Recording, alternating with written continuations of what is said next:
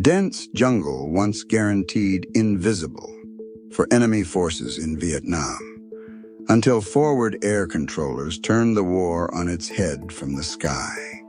Tiny, fragile aircraft became the real eyes in a landscape where even jets were blind. By 1968, over 600 forward air controller pilots were rewriting the rules, risking everything to transform hidden threats into targets. How did they make the invisible visible? And what did it cost them and everyone below? The first aircraft sent to hunt for hidden enemies in Vietnam looked almost out of place in a war zone. The O-1 Bird Dog, with its single propeller and high wing design, cruised low and slow above the jungle. Pilots sat shoulder to window, eyes scanning for the faintest sign, broken branches, a wisp of smoke, a flash of movement. The Bird Dog's bubble canopy offered panoramic views but little protection. Its top speed barely reached 150 miles per hour, making it easy prey for small arms fire. Yet, this vulnerability gave the Bird Dog its edge, the ability to loiter for up to 4 hours, circling a suspected target, relaying coordinates, and marking enemy positions with smoke rockets. Every mission demanded intense focus and a steady hand. The Bird Dog's slow pace allowed pilots to spot what faster jets missed, but it also meant flying within range of rifles and machine guns hidden in the trees below.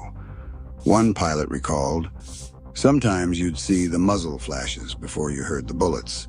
You just kept flying, hoping you'd see them before they saw you." The O-2 Skymaster arrived later, bringing twin engines and more radios, but the job remained the same: fly low, spot targets, and guide in the strike aircraft. Both the Bird Dog and Skymaster were unarmored, thin-skinned, and constantly exposed. Their strength lay in their simplicity and endurance. In a war where jets raced overhead, these workhorses lingered, sometimes 3 hours or more, turning the invisible into visible, one slow pass at a time. Early on, crews improvised with what they had. Radios were often jury-rigged, and smoke rockets sometimes misfired, but the pilots adapted. They became the link between ground troops and the firepower above. Their ability to stay on station, to see and be seen, came at a price. The need for tougher, faster aircraft would soon become impossible to ignore. But for those first years, the Bird Dog and Skymaster were the eyes that made the jungle's secrets known. By 1968, the old formula of slow and exposed was running out of time. Enemy gunners had learned to track the steady drone of propeller engines, and losses mounted. Crews needed a way to survive the gauntlet of small arms and anti-aircraft fire that now greeted every low pass over the jungle. The answer arrived with the OV-10 Bronco, a twin turboprop aircraft that looked almost brutish compared to its predecessors. The Bronco's armored cockpit, bullet-resistant glass, and self-sealing fuel tanks offered a new kind of confidence. Pilots could finally take a hit and keep flying. With a top speed over 280 miles per hour, the Bronco could dash through danger zones, then throttle back to loiter above a target. Its arrival in 1968 marked the first time forward air controllers had both speed and protection in the same airframe. The OV-10 was not just tougher, it was smarter. Multiple radios let pilots coordinate with ground units, strike aircraft, and command all at once. The Bronco carried smoke rockets to mark targets, flares for night missions, and even light weaponry for self-defense or direct attack. Its short takeoff and landing ability meant it could operate from makeshift strips close to the front, reducing response time and keeping controllers in the fight longer. Communications made a decisive difference, yet speed and armor came with a price. The Bronco's endurance, while impressive for a combat aircraft, could not quite match the marathon flights of the Bird Dog. Most missions lasted 3.5 to 5 hours, depending on payload and fuel. This was enough for most tasks, but not the endless circling that had defined the early years. Endurance remained a trade-off. Still, the Bronco's debut changed the rhythm of the air war. Pilots now raced to hotspots, marked moving convoys, and dodged ground fire with a fighting chance. The jungle, once a shield for hidden enemy columns, was now vulnerable to a new kind of hunter. The arrival of armored, fast-moving forward air controllers set the stage for even bolder experiments. Jet-powered controllers who would push the limits of speed, survivability, and risk. Hunter. In Laos, the war played by different rules. Officially, American combat pilots weren't there. In reality, a handful of men, never more than 21 at a time, flew daily over the Plain of Jars and the winding arteries of the Ho Chi Minh Trail. These were the Ravens, forward air controllers who operated under layers of secrecy so dense that even their paperwork lied. Each Raven was sheep-dipped, stripped of military identity, reassigned under civilian cover, and handed a new story. Their aircraft wore no U.S. markings. Some pilots even signed flight logs with false names and serial numbers. The program's code name, Steve Canyon, appeared nowhere in official records. The real command chain did not end at a general's desk. It stopped at the U.S. ambassador in Vientiane, who held the power to approve or deny every strike. No bomb could fall without his say-so. The Ravens kept daily logs, but requests for air support sometimes waited on diplomatic clearance, not battlefield urgency. One pilot wrote that you could have enemy trucks in the open, coordinates ready, but if the ambassador said no, you watched them vanish back into the jungle. The cap of 21 Ravens was not just a number, it was a shield. It gave Washington plausible deniability, masking the scale of American involvement in Laos. On paper, the men were air operations technicians, sometimes listed as embassy staff or employees of Air America.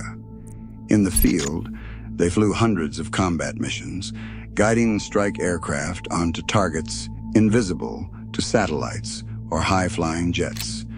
Political constraints shaped every aspect of their work.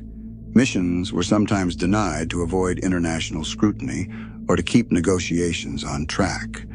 The secrecy was not just for the enemy, it kept Congress and the American public in the dark. Yet the Ravens' impact was unmistakable. Up to 90% of tactical strikes in Hmong-held regions relied on a Raven to find, mark, and clear the target. One Raven later reflected that they were ghosts, unseen and unrecognized, but always there when the fighting started. In 1967, the Misty program took shape at Phu Cat Air Base, born out of frustration and daring. Major George Bud Day gathered a team willing to chase danger at jet speed, deep into the heart of the Ho Chi Minh Trail. Every Misty pilot was a volunteer, handpicked from Vietnam's most experienced F-100 squadrons. The entry bar was set high, at least 25 combat missions, 1,000 flying hours, and a proven record as a flight leader or instructor. Only those who could keep their nerve and their wits under fire made the cut. The Misty call sign quickly became a badge of honor. Crews flew two-seat F-100F Super Sabres, stripped down for speed and fitted with extra radios for the job ahead. One pilot flew, the other worked the radios, eyes darting from the jungle below to the instruments and back. Their mission was to spot fleeting convoys, camouflaged guns, and hidden supply dumps before they vanished into the trees. White phosphorus rockets marked the targets. And then the real storm arrived. Strike aircraft following the Misty's lead. Speed was both shield and sword. Misty's dove fast and low, often below 4,500 feet, sometimes brushing treetops to catch a glimpse of a truck or bunker. But the enemy adapted. Anti-aircraft guns lined the trail, and every pass brought a new burst of fire. The Misties became the most hunted prey in the sky. Of the 157 pilots who wore the patch, 34 were shot down. 7 were killed, 4 taken prisoner, some more than once. Yet the program never lacked for volunteers. The risk forged a tight bond, a sense of shared daring that set Misties apart from every other unit in Southeast Asia. The Misty jets couldn't linger like prop planes, but their speed let them sweep vast stretches of the trail in a single sortie. They learned to refuel in midair, stretching each mission to the edge of endurance. Every flight was a test of nerve and innovation, as crews invented tactics in real time, dodging flak, marking targets, and talking strike pilots onto moving convoys before the jungle swallowed them again. For Misty crews, survival depended on fast eyes, quick hands, and a trust built in the cockpit. The faster they moved, the more they saw, and the more dangerous the job became. Spotting an enemy convoy in dense jungle rarely began with a clear target. Forward air controllers scanned for subtle changes.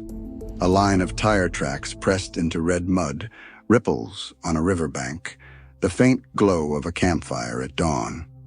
Once suspicion took hold, the process moved quickly.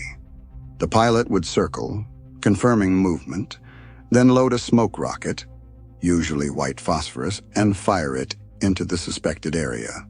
The burst sent up a cloud of white smoke, a beacon visible from miles away and unmistakable to strike aircraft orbiting above. The next step was the talk on. Forward air controllers called in fast movers, guiding them down from altitude.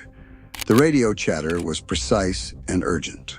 From the smoke, 200 meters north, trucks in the tree line. Hit my mark. Jet pilots adjusted course, sometimes with only seconds to spot the reference. If the jungle swallowed the target again, the forward air controller fired another rocket, adjusting for wind or movement. Each marking round was a gamble. The enemy often fired back, and every pass increased the risk. During the siege of Khe-Sanh in early 1968, this routine played out daily. Bird dogs and Broncos braved artillery and small arms fire, marking enemy gun positions that threatened the base. One forward air controller described firing smoke rockets through morning fog, then talking Marine pilots onto targets as North Vietnamese gunners scrambled for cover. The process, spot, mark, talk on, strike, became a choreography repeated thousands of times across Vietnam. When done right, it turned a jungle camouflage into a set of coordinates, transforming the invisible into a targetable point on a map. A 30-second cockpit animation can capture this sequence. The pilot's view as the jungle blurs below, a flash of movement, the sharp arc of a rocket, smoke billowing up, and the thunder of jets diving in. In those moments, concealment ended, and the jungle's secrets were laid bare. Long hours in the cockpit left their mark, even on the most seasoned crews. The duty cycle for a forward air controller could mean flying missions every day, sometimes logging 100 hours or more each month. There was no real rhythm, just the next sortie, the next call for help, the next chance that a muzzle flash below would find its mark. Sleep came in fragments. Nerves wore thin. One anonymous pilot wrote that choreographing the battlefield from the cockpit, they had only keen eyes, a steady hand, and a radio link to save lives. The rest was luck. Fatigue was more than a passing problem. Medical records from the era describe a pattern: irritability, exhaustion, bouts of depression, and the creeping sense that every flight might be the last. Some pilots developed what they called short-timer syndrome, a growing withdrawal and anxiety as the end of a tour drew near. Others coped with restless energy, unable to switch off after hours of scanning the jungle. Psychiatric referrals among aircrew were not uncommon. Reports noted sleep disturbances, nightmares, and a reliance on alcohol to blunt the edge of daily risk. Most forward air controllers finished their tours, but the emotional cost lingered. Years later, studies found that Vietnam theater veterans had rates of post-traumatic stress and depression far above their civilian peers. For many, the burden of seeing and being seen, of turning invisible threats into visible targets, never quite faded. The ledger of the air war was written not just in missions flown, but in the quiet toll exacted on those who flew them. By the late 1960s, the scale of forward air control in Vietnam had become impossible to ignore. Official United States Air Force monographs list up to 668 forward air controllers operating in Southeast Asia at the program's peak. These men directed a staggering volume of air power, hundreds of thousands of sorties flown under their guidance, with tens of thousands of tons of ordnance delivered on targets that would have otherwise remained hidden beneath the jungle canopy. The numbers tell a story of reach and tempo. In 1968 alone, forward air controllers coordinated more than 200,000 attack sorties across South Vietnam, Laos, and Cambodia. At the height of the interdiction campaign along the Ho Chi Minh Trail, as many as 500 strike sorties per day were routed through forward air controllers, each one requiring precise marking, radio coordination, and real-time assessment. The impact wasn't limited to the Air Force. Navy and Marine forward air controllers added their own sorties, while Army and Allied controllers contributed thousands more. The Bronco, Bird Dog, Skymaster, and Misty Jets became synonymous with this relentless tempo. Mission logs from the period show that a single forward air controller could direct up to 10 strike flights in a day, each one a separate engagement, each one demanding accuracy and split-second judgment. The raw data, sortie counts, ordnance tonnage, and the sheer number of forward air controllers in the field offers a measure of their contribution. It also hints at the complexity of the war in the air, a vast network of pilots, radios, and strike aircraft, all woven together by the eyes and voices of those who made the jungle visible from above.